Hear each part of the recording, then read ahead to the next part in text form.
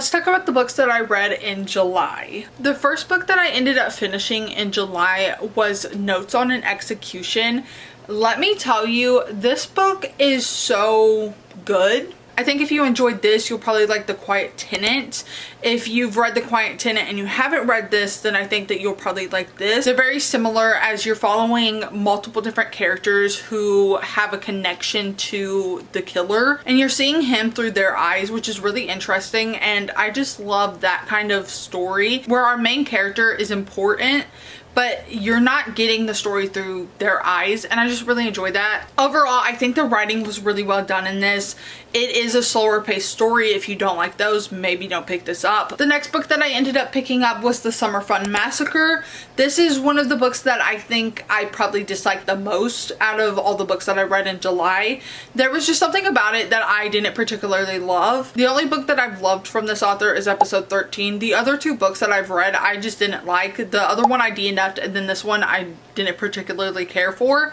I think a lot of it has to do with the fact that I just feel like the story's been done before and there was nothing new that was added to this. Overall, it was an okay time. It's fun if you're looking for a summer slasher, kind of just something to pass the time, to entertain you, but it's not a fantastic book in any other way, shape, or form, and it wasn't something that I absolutely loved. The third book that I ended up reading was My Sister the Serial Killer.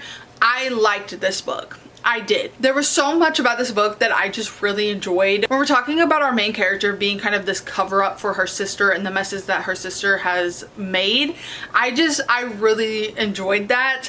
I liked seeing kind of her struggle with having this sister who is a serial killer and how that kind of translates in her life and what she is now kind of responsible for because her sister is a serial killer. And because she's helped her sister cover up these murders, she is now an accomplice, and that part of the story I just really found entertaining. And I was so nervous that it was going to end in her getting caught. And so the whole story, I'm just waiting for something to happen that makes her be held responsible for her involvement in these murders.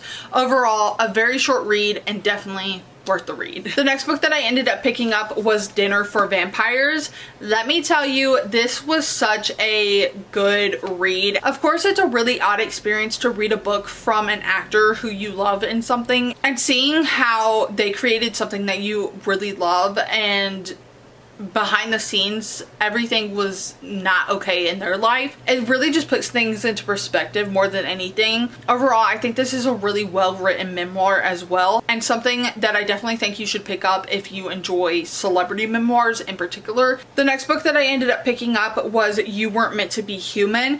Let me tell you, this was a horror book. This was a ride, a whirlwind. Our main character having to deal with the issues that they're dealing with in this and how they're presented in a horror format, it just makes it so much more eerie. And I particularly dislike any type of body horror, especially when it has to do with insects and bugs. Keep it away. I don't want to see it. I don't want to hear about it. And the entire time that I was reading it, I was just like cringing. It was really good. I do think the ending was not as satisfying as I would have liked it to be, but I can say that it is a whirlwind of a read. And this is definitely something that I feel like you should pick up if you prefer horror. Next, we have A Grim Reaper's Guide to Cheating Death. I keep saying this, but I definitely preferred the first book in this series. There's just something about this book in particular that I just didn't get from it that I did from the first book, if that makes sense. I would have preferred, one, a more cohesive plot. I feel like the plot feels a little chaotic,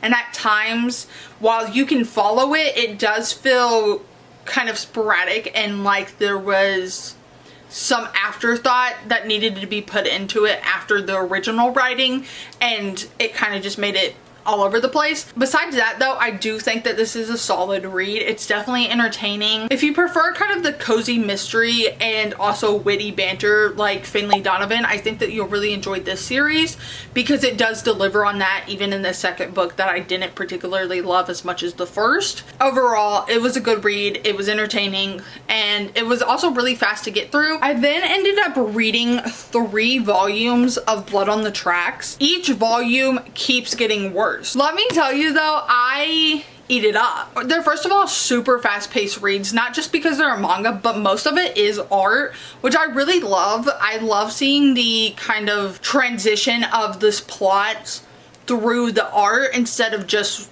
like the dialogue. I am not someone who particularly knows what a good manga is. I am solely reading these based off of entertainment, but if you love psychological thrillers, I think that this is really going to be up your alley. And then we have my least favorite read of this entire month, The Most.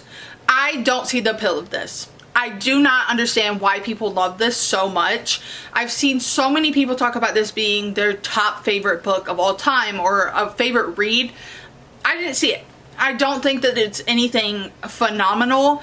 I don't think the characters were fleshed out enough to really feel like you were getting to know them. Going back and forth between the dual POVs was interesting. I will give it that.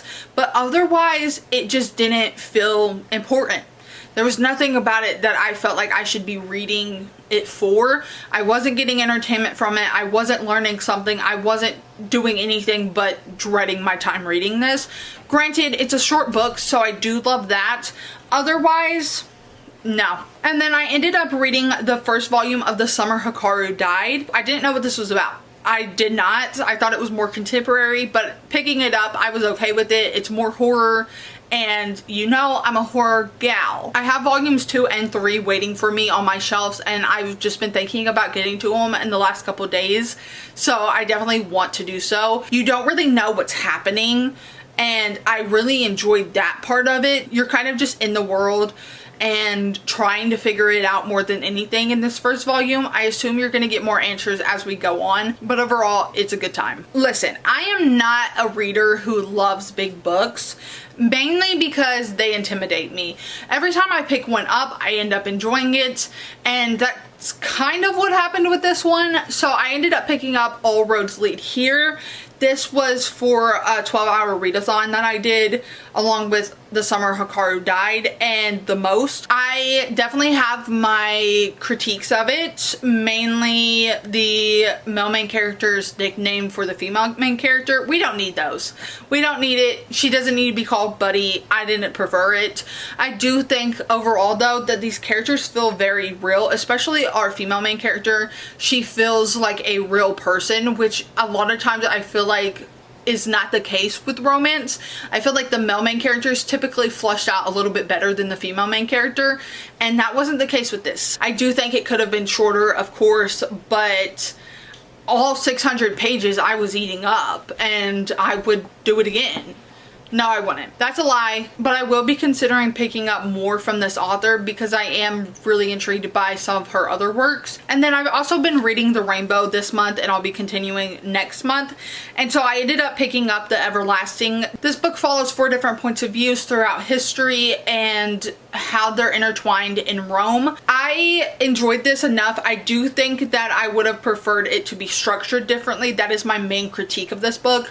I think it was well written. I think that the characters were well developed. I do believe though that 1, the structure could be different, and 2, I would have preferred to not have read from one of the characters in this. I just didn't care for his story. But overall, I feel like this was a really solid read, and I'm surprised that I haven't heard more people talk about this book before. And then the last book that I ended up finishing for July was Last Summer in the City. I did thoroughly enjoy this book. I think the writing was really well done. It's very simplistic. You're just following this character. It's very character driven, and you're learning about his life and his experiences. Rome in this book is really a character of its own, and although it's the backdrop for this book, you really feel connected to it because of the character and his life and how he describes living in Rome.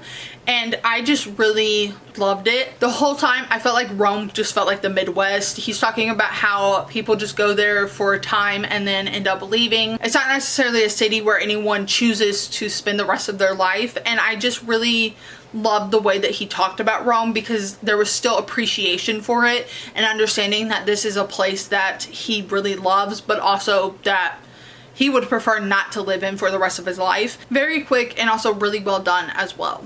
And there you have it, the 14 books that I read in July. I have several books that I want to get to in August, but I am very happy with the books that I read last month. Most of them were relatively winners. And with that, I will catch you on the flip side.